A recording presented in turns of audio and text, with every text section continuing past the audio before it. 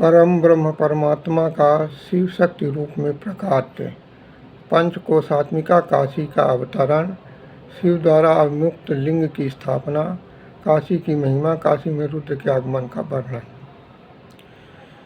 सूत जी बोले, हे श्रेष्ठ ऋषिगण, अपने अद्वैत भाव में ही रमने वाले शिव जी को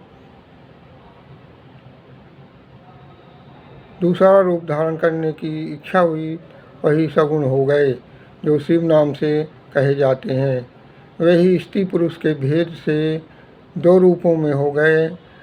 पुरुष रूप को शिव कहा गया और स्त्री रूप को शक्ति कहा गया। वही स्त्री पुरुष द्वारा स्वभाव से प्रकृति तथा पुरुष भी निर्मित किए। उसमें पुरुष को विष्णु और शक्ति को लक्ष्मी कहा गया। तब पुरुष और प्रकृति ने जब अपने जनक को नहीं देखा तो वो आश्चर्य में पड़ गए। उसी समय शिव जी निर्गुण शिव द्वारा आकाशवाणी हुई कि तप करो। तब भगवान विष्णु बोले कि मैं कहाँ तपस्या करूं, ऐसा स्थान बताइए जहाँ मैं तप करूं। तब सब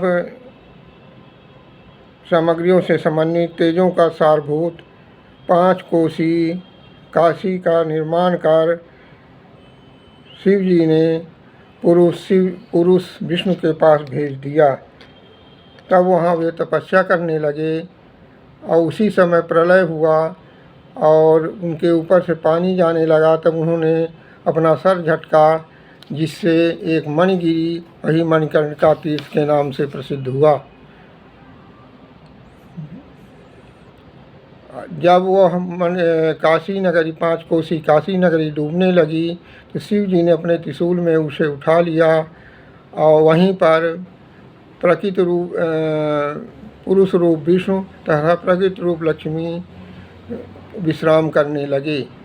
जब फिर शिव जी की आज्ञा से उनके नाभि कमल से ब्रह्मा प्रकट हुए और ब्रह्मा ने शिव जी की आज्ञा से 14 लोकों का निर्माण किया। ब्रह्मांड में 14 लोकों का निर्माण किया। ब्रह्मांड का विस्तार 50 करोड़ योजन बताया जाता है। तब फिर भगवान शिव ने उस पंचकोशी काशी को अलग रखकर शिष्य का निर्माण होने के पश्चात उसे स्थापित किया और वहाँ पर काशी लोक में कल्याण करने वाली, कर्म बंधन का विनाश करने वाली, मोक्ष तत्व को प्रसादित करने वाली परमात्मा शिव ने वहाँ पर अविमुक्तेश्वर शिव की स्थापना की। और उनसे बोले, हे मेरे अंशस्वरूप, तुम मेरे इस क्षेत्र का कभी त्याग नहीं करना।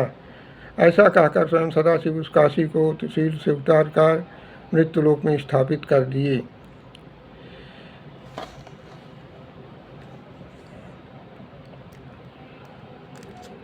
जो कैलाश पथ भीतर से सत्वगुणी और बाहर से तमोगुणी कहे जाते हैं, कालाग्नि रूप रुद्र के नाम से प्रसिद्ध हैं, वे निर्गुण होते हुए भी सगुण रूप में प्रकट हुए शिव ही हैं।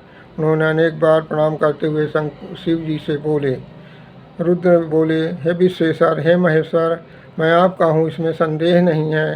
हे महादेव, अम्बा सहित आप कृपा कीजिए और इसको अपनी राजधानी बनाइए। यहाँ आप निवास करिए और सब लोगों का उद्धार करिए। सूत जी बोले, तदनंतर मन इंद्रियों को संयत करने वाले अमुक्त ने भी बारंबार शिव जी की प्रार्थना कर बोले, हे देवाधिदेव महादेव, हे काल रूपी रोग की उत्तम औषधि, सचमुच आप त्रिलोकपति हैं। आप माता शक्ति सहित यहाँ निवास करिए, इसे अपनी राजधानी बनाइए और सबका कल्याण करिए। तब सूत जी बोले कि इस प्रकार उन विश्वनाथ के द्वारा प्रार्थना किए जाने पर स्वयं शंकर जी लोकोपकारार्थ वहाँ भी निवास करने लगे। श्री शिव शरणम, श्री हरि शरणम।